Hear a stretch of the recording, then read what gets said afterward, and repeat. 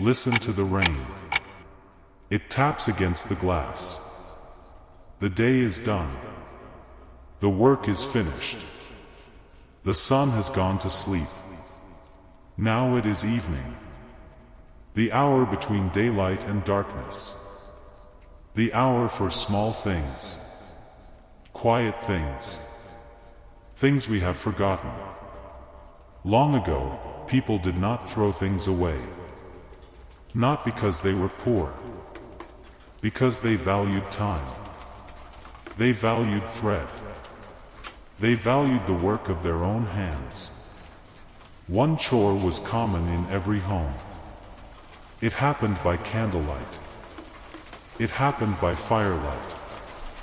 It happened while families talked in low voices. That chore was darning socks. Yes, darning.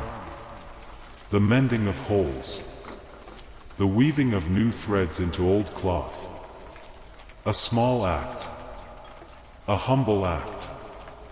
But an act full of patience. Full of care.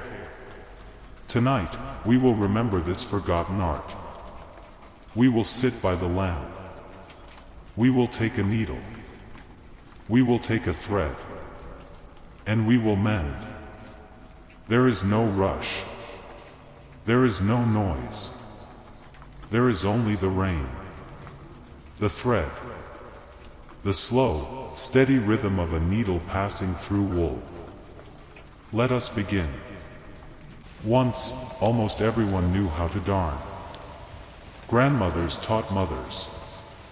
Mothers taught daughters. Sometimes fathers taught sons. It was common knowledge. Like boiling water. Like sweeping a floor. A pair of wool socks cost time to make. First, you sheared the sheep. Then you washed the wool. Then you carded it. Then you spun it into yarn. Then you knitted it. Hour after hour. Day after day. Throwing away a sock with one small hole felt wrong. It felt wasteful. Because you remembered the sheep. You remembered the spinning wheel. You remembered the cold evening when you knitted that heel. But today, we forget. We buy socks in packs of 6. They cost less than a coffee. When a hole appears, we throw the sock away. We do not think about it. We buy more. This is not a criticism. It is just an observation. Life is fast now. Fast is fine. But fast also means we lose something. We lose the quiet. We lose the small victory of fixing something with our own hands. Darning is slow. A single hole takes 10 minutes. Sometimes 20. You cannot rush it. The thread must go under. Then over. Then under. Then over. Each stitch is small. Each stitch matters. There is a word for this. Mindfulness. We hear it often today. But darning is mindfulness without trying. You sit. You hold the sock. You look at the hole. You decide where to begin. Your hands move. Your mind rests. The rain helps. The clock helps. The soft light helps. Nothing is urgent. Nothing is loud. Just you and the hole and the thread. In the 19th century, darning was taught in schools. Girls brought their own socks to class. They sat on wooden benches. The teacher walked between them. She looked at their stitches. She nodded or she corrected. The room was quiet. Only the soft sound of needles touching thimbles. Boys also learned. Not as often. But many boys knew how to mend their own stockings. Sailors knew how to darn. Soldiers knew how to darn. Anyone who walked long distances needed good socks. And good socks needed mending. Tonight, we are not in a classroom. We are not on a ship. We are at home. The rain is falling. The fire is warm. And we will learn to darn. Not because we must. Because it is peaceful. Before we mend, we need tools. The tools of darning are few. You can hold them in one hand. They fit in a small basket. They fit in a pocket. First, you need a needle. Not a sharp sewing needle. A darning needle. It is larger. Its eye is long. Its tip is round. A round tip does not split the wool. It pushes between the threads. It is gentle. The needle is made of steel. Sometimes silver. Sometimes brass. Old darning needles are warm to the touch. They have been held by many hands. Each hand left a little oil, a little warmth, a little memory. Second, you need thread. Not cotton. Not polyester. Wool thread. The same wool as the sock. If the sock is gray, use gray thread. If the sock is brown, use brown. The thread should match. The mending should be quiet. It should not shout. In the old days, people saved thread from old socks. When a sock was too thin to mend again, they cut it into pieces. They unraveled the pieces. They wound the good thread into small balls. Nothing was wasted. Not even a few inches of yarn. Third, you need a darning mushroom. This is a wooden tool. It looks like a small mushroom. A flat top. A curved stem. You put the mushroom inside the sock. Under the hole. The mushroom holds the fabric tight.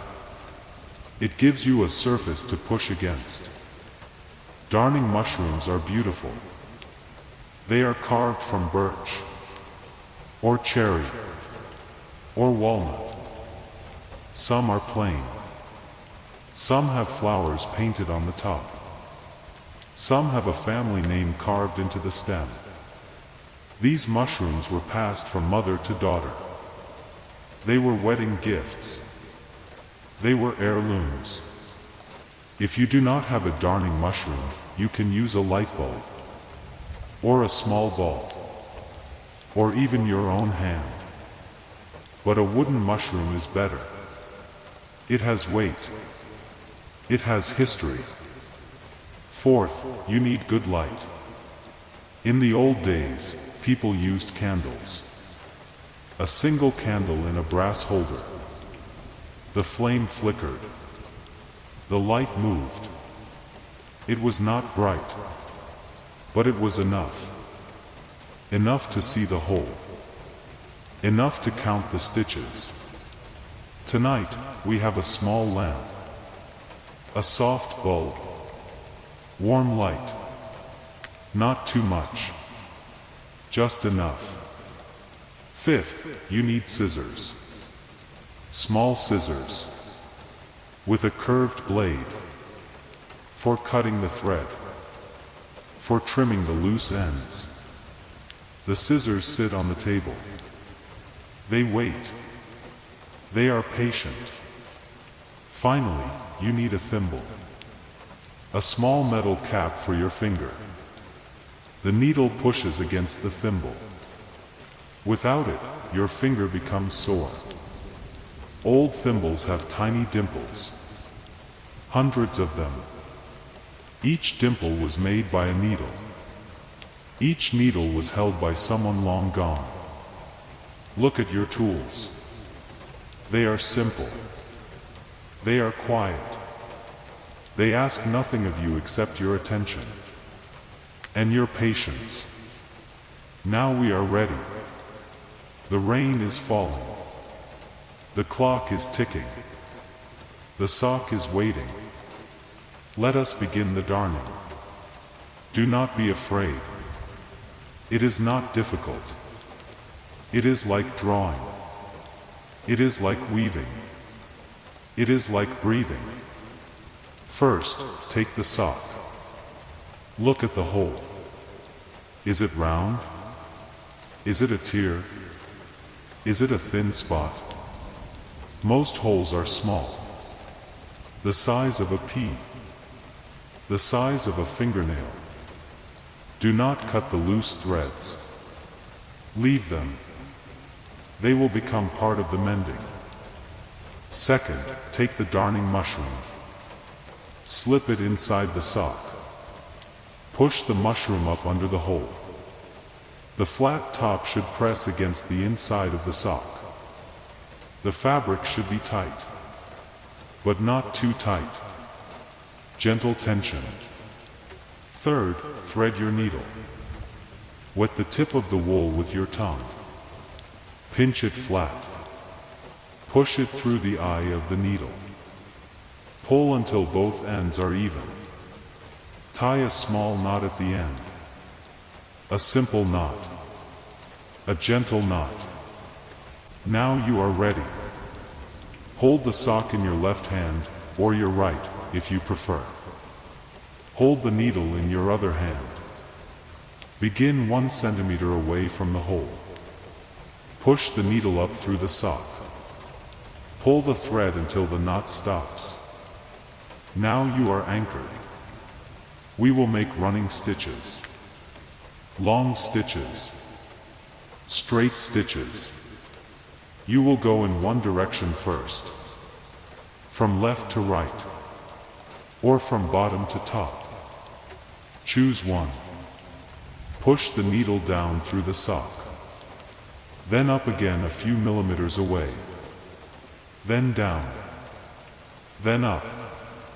Each stitch is small. Each stitch is even. You are building a bridge across the hole. When you reach the other side of the hole, stop. Turn around. Now go back. But this time, weave. Go over the thread. Then under the thread. Over. Under. Over. Under. You are making a new piece of fabric. A patch made of thread. A patch that breathes. A patch that moves with the sock. Do not pull the thread tight. Leave it loose. Wool needs space. Wool stretches. If you pull too hard, the mending will rip. Gentle stitches. Loose stitches.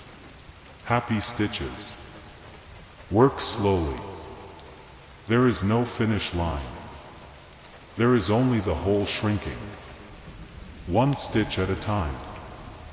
1 row at a time. You will notice something after a few minutes. Your breathing slows. Your shoulders drop. Your eyes soften. You are not thinking about yesterday. You are not worrying about tomorrow. You are here. With the sock. With the thread. With the rain. This is the gift of darning. It asks for nothing but your presence. And in return, it gives you peace. When the hole is covered, look at your work. It is not perfect. It is not machine-made. It is human. You can see each stitch, each decision, each small act of care. Now cut the thread. Leave a small tail. Weave the tail into the stitches. Hide it. Secure it. Then cut again. Close to the fabric. Remove the mushroom. Turn the sock right side out. Look at the hole. It is gone. In its place is a small woven patch. A scar. A memory. A sign that this sock is loved. In the 18th and 19th centuries, darning was not a choice. It was a duty. But it was also a ritual. Every evening, after supper, the family gathered in one room. The mother lit a candle. The father read a book. The children did their homework. And someone darned. Usually the mother. Sometimes the oldest daughter. Sometimes the grandmother. They did not complain. They did not rush. They accepted the chore. They found comfort in it. The needle moving. The thread whispering. The family breathing together. In some homes, darning was a social event. Neighbors visited. They brought their own mending. They sat by the fire. They talked about the weather, about the harvest, about the babies. Their needles moved while they talked. Their hands were never still. In the winter, darning took longer. The light was weaker. The fingers were colder. People held their socks closer to the candle. They squinted. They worked slowly. But they worked. There is a word in Danish. Hygge. It means cozy. It means warm. It means the pleasure of small things. Darning is hygge. You are warm. You are indoors. The rain is outside. The fire is inside. You are doing something useful. Something gentle. In Japan, there is a similar idea. Kintsugi. The art of repairing broken pottery with gold. The cracks become beautiful. The object becomes more valuable because it was broken. Darning is like that. The hole becomes a story. The sock becomes unique. We have lost this evening chore. Now we watch screens. We scroll. We swipe. Our hands are busy. But our minds are not calm. We are entertained. But we are not at peace. Imagine bringing back the evening chore. Just 10 minutes. After dinner. Before bed. You sit in a comfortable chair. You take out a sock. You take out a needle. You mend one small hole. That is all. The rest of the world disappears. The emails can wait. The news can wait. The notifications can wait. You are here. With the thread. With the wool. With the rain. This is not nostalgia. This is not pretending the past was better. The past was harder. People were tired. Their hands hurt. Their eyes strained. But they had something we have lost. They had the slow rhythm of a simple task. They had the satisfaction of fixing something with their own hands. You can have that too. Tonight. Tomorrow. Any evening when the rain is falling and you need to rest. The hole is gone. The sock is whole again. It is not new. But it does not need to be new. It needs to be warm. It needs to be strong. It needs to hold your foot on a cold morning. You hold the sock in your hands. You feel the stitches. You feel the wool. You feel the small bumps where the thread crosses. Those bumps are your work. Your patience. Your quiet gift to yourself. Tomorrow, you will put on this sock. You will walk. You will stand. You will go about your day. And you will forget that the sock was ever broken. But your foot will remember. The sock will fit a little differently. A little softer. A little kinder. The rain is slowing now. The clock is quiet. The lamp is still warm. It is time to put away the tools. The needle goes back into its case. The thread goes back into its box. The darning mushroom rests on the shelf until next time. There is no rush. There is no next task. The evening is for resting.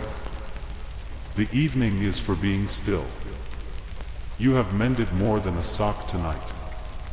You have mended a small piece of forgotten time. You have sat with the women and men who came before you. You have held the same needle. You have made the same stitches. You have been part of a long, quiet chain of human hands fixing what is broken. Now the rain is almost gone. Just a few drops. Just a whisper. The fire is low. The room is dark. Your eyes are heavy. Your hands are relaxed. Your breath is slow. Lie down. Close your eyes. The sock is whole. The night is kind. You are safe. You are warm. You are sleeping. Sleep well.